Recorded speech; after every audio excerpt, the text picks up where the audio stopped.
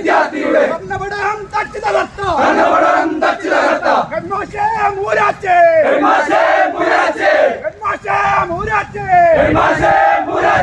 നിങ്ങൾക്കെതിരെ ഉയരുന്നു യൂത്ത് കോൺഗ്രസിൻ പ്രതിഷേധം മാഷ എന്നത് വിളിച്ചത് മാറ്റി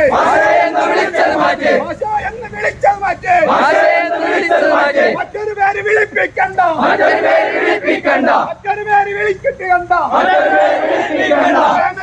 കൈകൾ കൊണ്ട്